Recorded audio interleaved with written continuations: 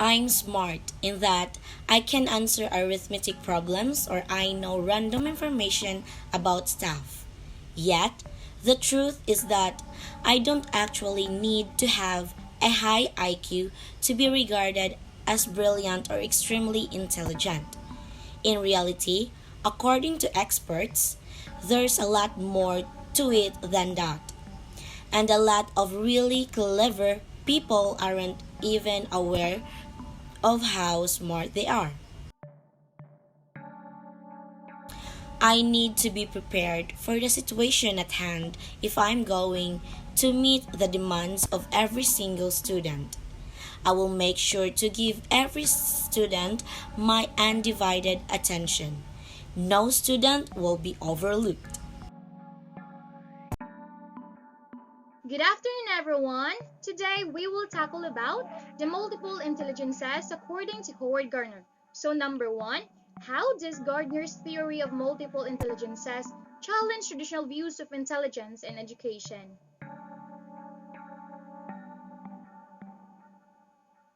Okay, so Howard Gardner's theory of multiple proves that people are not born with all of the intelligence they will ever have. The theory challenges the tradition that there is only one single type of intelligence, sometimes known as the C, for general intelligence, that only focuses on cognitive ability.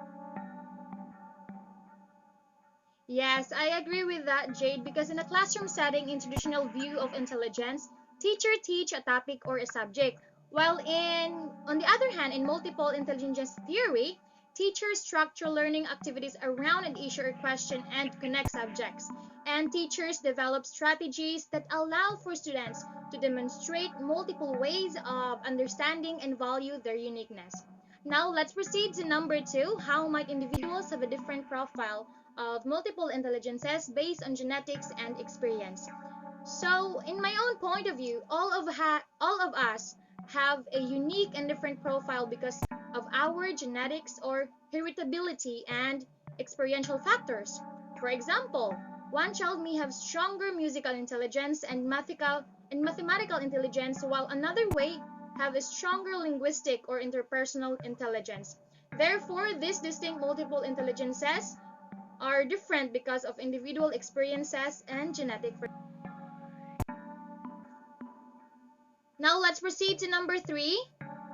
Can you think any examples of people who excel in multiple intelligences and how might this contribute to their success in life?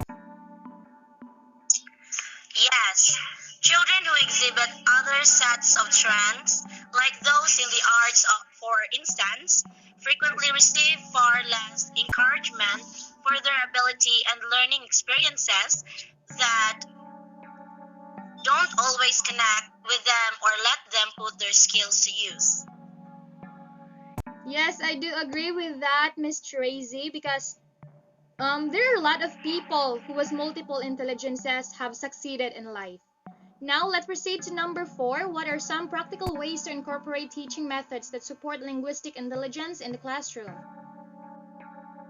So, some practical ways to incorporate teaching methods that support linguistic intelligence is such reading books aloud or independently and allowing students to speak with formality when they shared their own learning.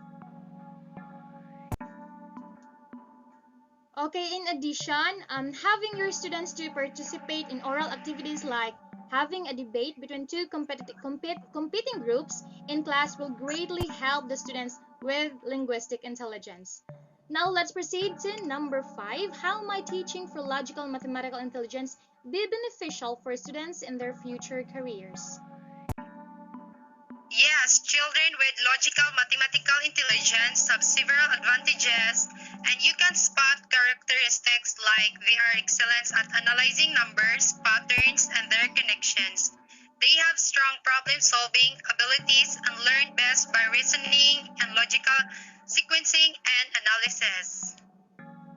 I agree to that. Students will benefit from this instruction of logical and mathematical intelligence since it will make them better at doing scientific research, finding connections between many things, and comprehending difficult and abstract concepts. Well, thank you for that. Now let's proceed to number 6. What are some challenges that students with special intelligence might face in traditional classroom settings, and how can these challenges be addressed?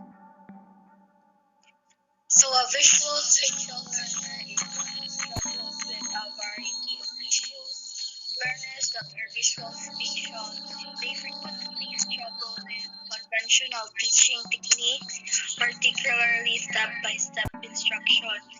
When it comes to visual data, one can think analytically in a truly fantastic way. Yes, in addition to that, Miss Peachy, if teachers use the traditional classroom setting, then students with special intelligences might face a huge problem in learning inside the classroom. They will not be motivated in learning that would greatly affect their performance. And as 21st century educator, we must address the needs of our learners through utilizing the multiple intelligences theory. Now let's proceed to number 7. How can teachers incorporate physical movement into their lessons to support students with bodily kinesthetic intelligence? Well, to answer that, by having dance, activity, dance activities inside the classroom and choose the students who are highly good in that area and let them compete to the other section. And through this, students with bodily kinesthetic intelligence will have their chance to be recognized in class, and this will also develop their. So let's proceed to number 8. In what ways might musical intelligence be useful in careers outside of the music industry? So it allows people to create, communicate, and understand meaning through sound. And it's best to say that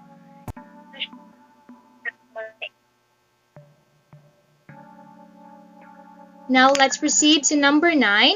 What are some potential benefits of incorporating multiple intelligences teaching, and how might this impact students' learning outcomes? The application of knowledge in the classroom, in accordance with each student's dominant intelligence and preferred learning style, is one possible advantage of using multiple intelligences in teaching. Teachers become more involved with their students and foster an environment where students may learn and understand knowledge to the maximum extent when the multiple intelligence theory is included into their teaching methods. In addition with that, the multiple intelligence theory can draw students back into learning. Using the different intelligence to teach a concept allow each of your diverse learners has a chance to succeed at learning. The learner with strength is the visual spatial intelligence will do well drawing and puzzles. Now let's proceed to number 10. How might Gardner's theory of multiple intelligences be used to promote a more inclusive and diverse education system? Well, to answer that, there are various ways on how to use multiple intelligences theory in a classroom. Teachers may use variety of curriculum design, presenting a subject in various ways and give students more opportunities to understand the material. Multiple intelligences applied teaching activities should and could significantly enhance students' learning achievement, promote to help. Here is the outcome of the survey we conduct at Palanas Elementary School. To determine the degree of each type of intelligence, a pie graph is used.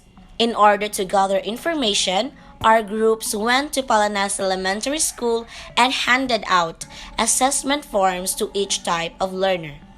Only 10 students were chosen to participate in the survey as responders. In linguistic intelligence, out of 100%, there are 14.1%, while musical intelligence and logical mathematical intelligence has the same percentage that consists 15% out of 100%, as well as interpersonal intelligence and intrapersonal intelligence have the same percentage with a result of 10.5% out of 100%. In spatial intelligence, the result is 11.5% out of 100%. Bodily kinesthetic intelligence, 12.4% out of 100%. Last one is naturalist intelligence. Out of 100%, there are 11%. So the highest multiple intelligence is logical mathematical intelligence. It has 15%, while the lowest multiple intelligence is the interpersonal intelligence and intrapersonal intelligence. It has 10.5% out of 100%.